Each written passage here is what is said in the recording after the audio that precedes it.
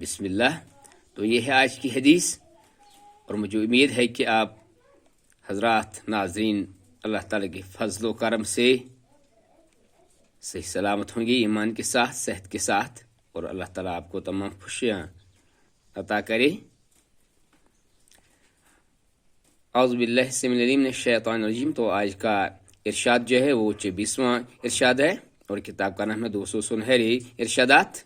لا تحاسدوا ولا تناجشوا ولا تباغضوا ولا تتابروا ولا يبيع بعضكم على بيع بعض وكونوا عباد الله اخوانا. یہ حدیث مبارک جو ہے یہ صحیح مسلم میں ہے، اور حدیث نمبر ہے 2564، یعنی 2564. شکراً و جزاکم اللہ خیرہ.